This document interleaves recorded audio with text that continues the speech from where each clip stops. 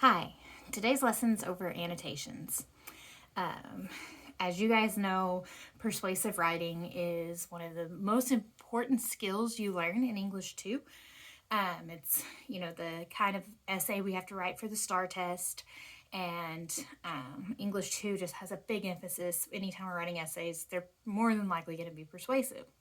So today, we're going to take the annotating skills we've used for novels, for fictional writing, and we're going to put them to use reading nonfiction articles that we can use as support, evidence to back up our claims when we're writing persuasive essays. So let's just do a quick refresher. I want to remind you guys about some of the things that we've already learned.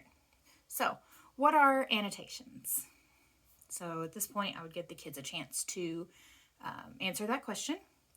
And then I would expect to get answers like taking notes over what we read, writing on the paper, things like that. So I would feed off of those questions and say, yeah, exactly, you guys are right. So basically, to annotate just means to take notes, right? So we are taking notes, but why? Why are we taking notes on what we read? Well, the number one reason is to get a better understanding of what we're reading. So our brain makes connections anytime we're reading. It's like these little neural pathways, right? So if you're writing while you're reading or as you're reading, then you're creating more of those neural pathways. And that helps you remember things. It helps you understand things, break things down. And then things that your brain can't do on its own in that moment, you can go back and look at it later and work through it. So it's a really, really important step whenever we're looking at reading comprehension.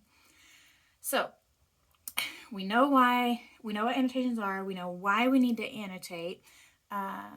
We know why it's important to annotate, but do you guys remember how to annotate?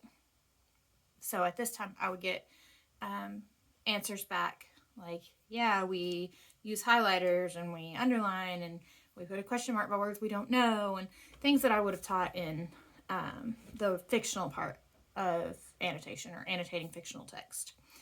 Be like, yeah, exactly. So we are just going to take what we learned annotating there and make it applicable to research. Okay, so for today's topic, we are going to annotate on paper, but there are all sorts of apps and different programs where you can do your annotations online. So if you take what we learned today and put that to use online, will serve you really well both ways. So whatever works best for you. But just know that you don't have to actually print an article in order to annotate the article. So today we are going to look at a persuasive writing topic. Are you for homework or are you against homework? So that's a pretty easy one, black and white. Not all of ours are that easy, but this one is just that easy. Are you for it or against it? So you guys have several articles from News ELA that are linked in your online classroom. And I want you guys to go through and read through those articles and see what you think is going to, like, which side fits you best, right? But for the sake of today's lesson, we're just going to go with the side that we are against homework. So I'm just assuming that that's where most of you guys are going to go. And so we'll just get started that way. Just know that there's no right or wrong. All that matters is that your evidence backs it up. Okay, so as we read through this first article, we're going to read this one together and annotate some of it. As we read through, I want you looking for parts of the article that we can use as proof for our side. Proof that our side is the best side, right? So there are lots of different methods for annotations, but for the sake of annotating and kind of getting our feet wet and learning, we're going to use a key.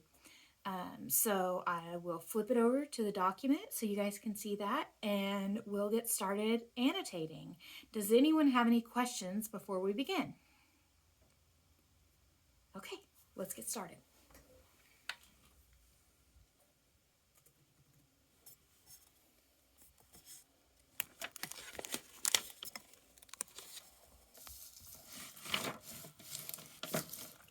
Okay, so I don't have a document camera, so I'm just making do with what I do have.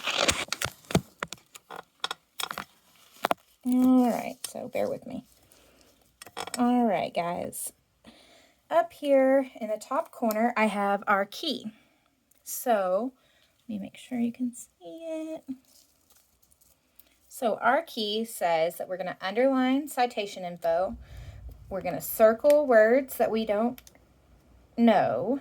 We're going to put a star by things that make a lot of sense. Those are kind of your aha moments.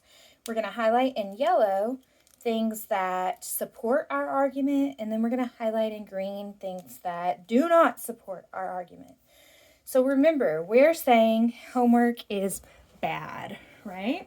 So we're just going to come in here, and at the top of our page, no homework.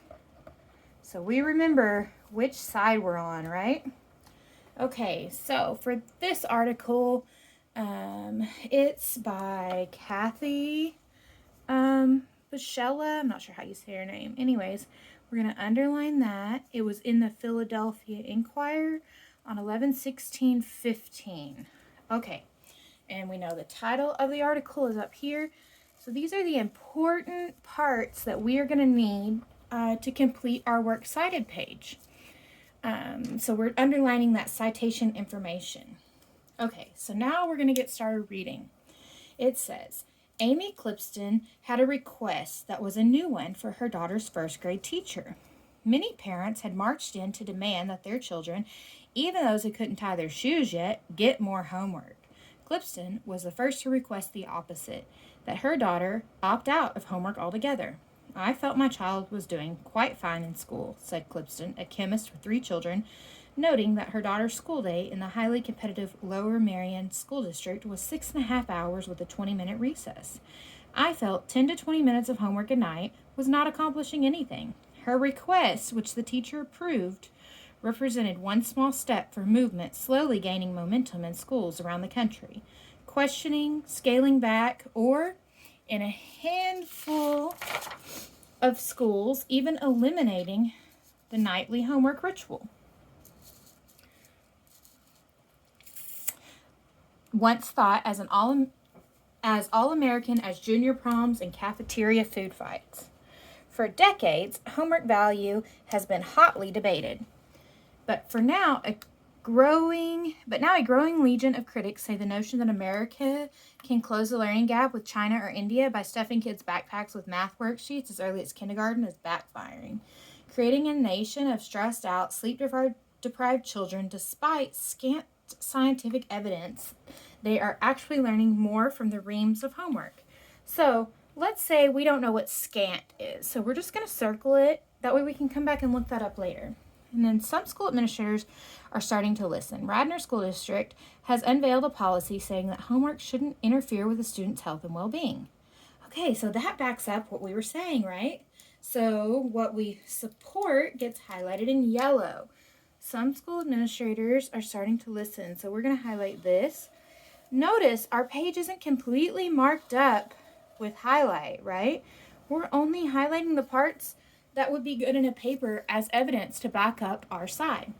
Several New Jersey districts, including Princeton Public Schools and the West Windsor-Plainsboro School District, are experimenting with banning take-home assignments on designated nights or weekends and school vacations.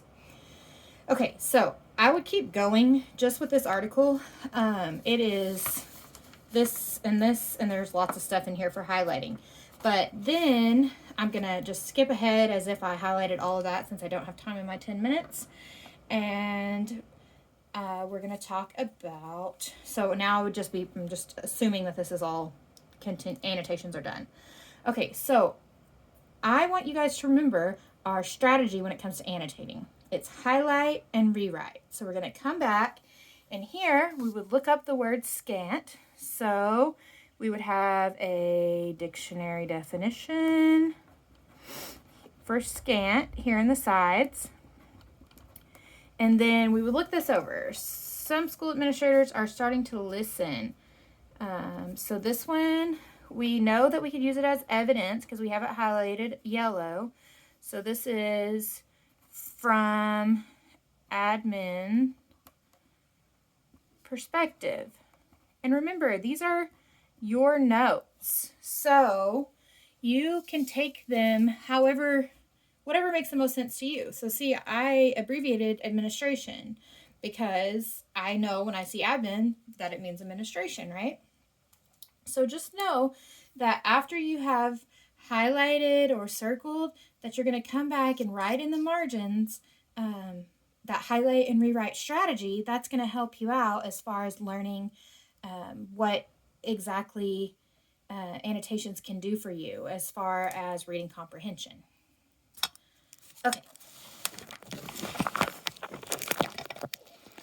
Okay, so that would be my lesson. Okay, I don't have a document camera, so bear with me. I tried to be as versatile as possible here with my cell phone. Anywho, I wanted to address the last part. So it said to spend about 10 minutes on the lesson and then 5 minutes talking about how I would ensure that the kids got differentiated opportunities and all that good stuff. So I'm going to talk about that now. So I love News ELA. So this article set, I didn't put it together. I just looked it up and it was already put together. And it's a group of articles that where kids can read them and go one way or the other. And I'm not sure if you know, but News ELA has settings where you can change the Lexile level. So the article that we were working through together is going to be at the top of the range for Lexile levels. However, the kids who are reading at a lower level, which I'm assuming we would have some diagnostic testing and stuff to give me a specific number, but after I get to know them, I know where to put them. Then they can read the same articles just written at a lower Lexile level. So that's an awesome means of differentiation.